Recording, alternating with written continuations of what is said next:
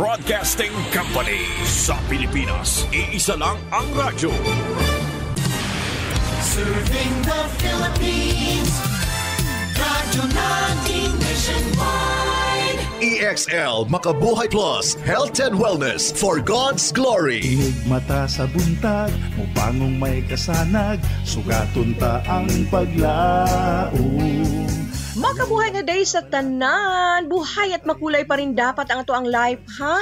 Ready na diha, kay niya na ang ato ang programa nga makatud kaninyong dugang impormasyon alang sa pagbatulog maayong panlawas. Dalit ka na to sa EXL Makabuhay Plus Dietary Supplement. Kini sa gihapon na inyong atiging para sa EXL Health Trivia. Pero una sa to ang pagkahisgutan karon, abi ninyo migamigo, daghan na ang nagamit sa EXL Makabuhay Capsule isip ilang dietary supplement.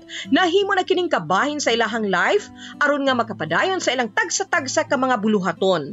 Ang EXL Makabuhay Plus Dietary Supplement alang sa inyong kasayuran. Dunay 17 ka mga klase-klaseng halamang gamot ug mga bitamina nga maghatag og kaayuhan para sa ato ang kalawasan. Sama sa garlic plus, makabuhay, achitaba, neem, guyabano, turmeric, moringa, vitamin C, sodium ascorbate, vitamins B1, B6 ug B12 ug uban pang mga sangkap nga herbal. Usa kini ka preventive, multi-herb, superfood, prebiotic, immune booster ug detoxifier. Giila kining natural antibiotic, anti-inflammatory, anti-tuberculosis, cancer healer ug natural pain reliever. Ug uban pang mga benepisyong kaayuhan ang mahatag sa EXL Makabuhay Plus para sa kaayuhan sa atuang panglawas. Busa ka mo diha, tumarna og EXL Makabuhay Capsule. Okay, hisgutan nato friends ang bahin sa banaba isip halamang gamot. Ang banaba usa kini ka mamulak na tanom nga adunay bunga sama sa ubas pero murag tsokolate ang kolor. Naila kini nga makatambal sa pipila ka balatian. Ang nagkalain-laing parte sa tanom nga banaba, mamahimong kakuhaan og mga sustansya o kemikal nga makahatag benepisyong kaayuhan sa atuang panlawas. Subay sa mga pagtuon, dunay taas nga level sa tanin ang bunga, dahon o panit sa mong kahoy sa banaba. Nakuhaan usab ang mong tanom og phenolic compounds, flavonoids ug saponins. Gawas pa niini, dunay usab kini corosolic acid ug elagitanin. Mga parte sa mong tanom nga pwedeng gamiton sa pagalibyo sa pipila ka sakit o kondisyon sa lawas mao ang hinog nga bunga nga sagad ginapauga kini. Una lagaon o pabukalan aron makuha ang ipang tambal. Ang dahon ginapabukalan usab aron ipainom ang tubig niini ngadto sa nagkasakit. Samtang ang ugat ginapabukalan og ipainom ang tubig sa dunay sakit. Ang banaba ginagamit sa pagtambal ug pag-alibyo sa pipila ka sakit o kondisyon sa lawas sama sa diabetes, malisdan sa pag-ihi, diarrhea, alta presyon, inflamasyon, impeksyon sa bakterya sa lawas ug obesity. Unsa ang mga pamaagi aron masolusyonan kining giproblemahan diha sa uban natong friends nga nagpalabig padako. Sayron nato kini sa tuang pagbalik. Excellent health, excellent life. EXL Makabuhay Plus. Danny B. Umpara Jr., 53 years old, Barangay Baguio, Davao City. Meron pong diabetes mellitus 2. Sabing lang doktor, puputulin talaga ang paa ko. Uminom ako ng EXL Makabuhay Plus capsule 3 beses, minsan pa nga 4. Nakita ko na mayroong kaibahan sa sugat ko. Gumaling na talaga siya 100%. Nahihikayat po sa iyo, subukan nyo uminom ng EXL Makabuhay Plus para gumaling din kayo na tulad sa akin.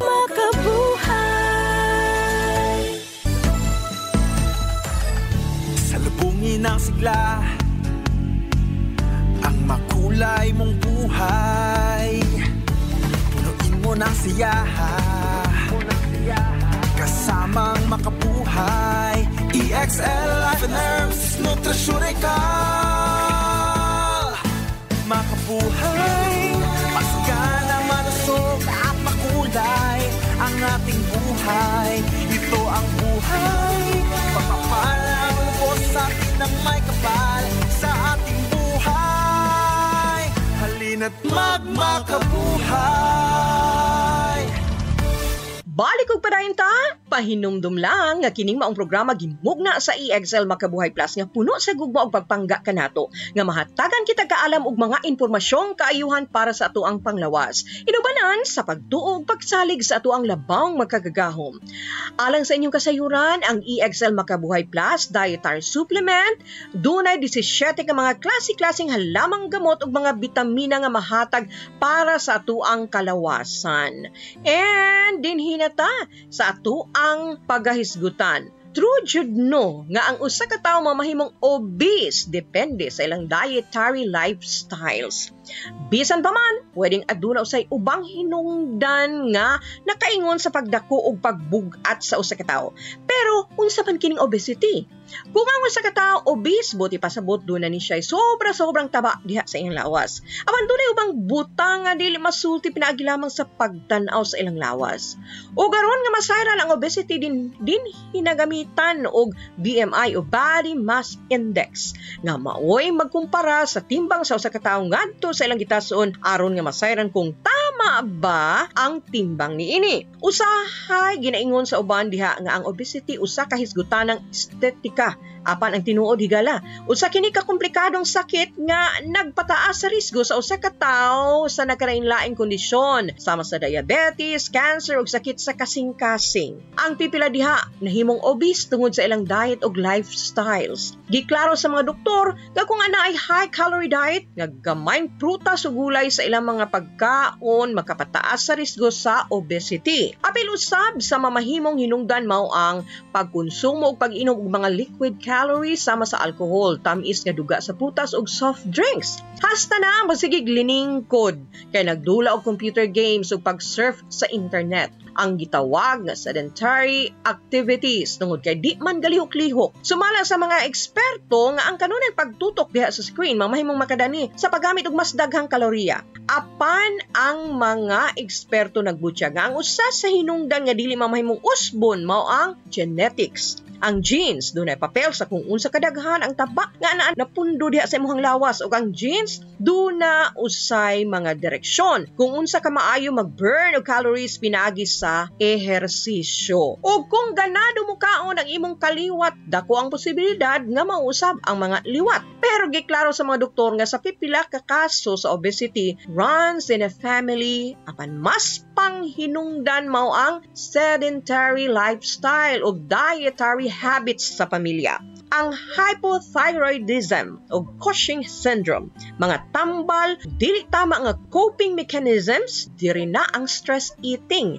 Gitudlo usab nga ang hinungdan sa pagtaas sa timbang. Remember, ang obese usa ka sakit nga nagpataas sa risgo sa uban pang grabing problema sa panlawas mao nga kinahanglang iprioridad ang ipabiling tama ang timbang ug ang regular nga pag-inom sa tubig nga gigamit sa gipabukalang dahon sa banaba dakog ikatabang sa pag-maintain sa balanse ug tamang timbang. Plus, inubanan pa kini sa EXL Makabuhay Capsule. Siguradong achieve ang pagbaton og himsog og maayong panglawas. Ayaw gyud kalimot sa pagtumar matag adlaw sa tinuod og mirakulosong herbal nga kapsula nga mao ang EXL Makabuhay Plus Dietary Supplement. Usa ka prebiotic, preventive, multi-herb ug immune booster nga gama sa 17 ka mga aktibong halamang gamot nga puro sakto ug natural aron nga makabaton kita og himsog nga panlawas nga layo sa sakit. EXL Makabuhay Plus proven effective, halal certified ug FDA approved.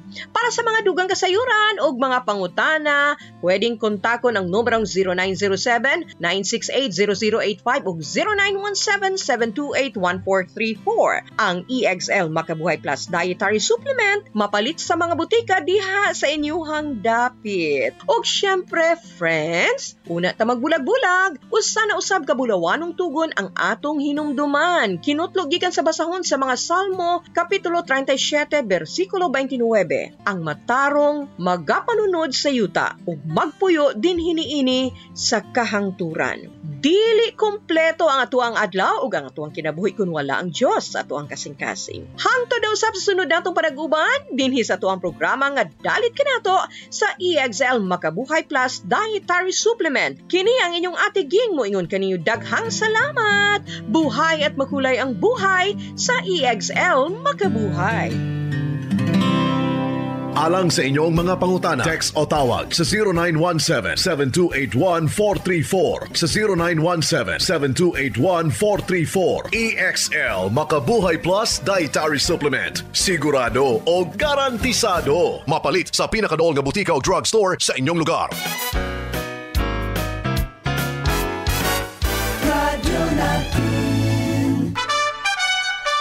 Good news sa atong mga mag-uwi.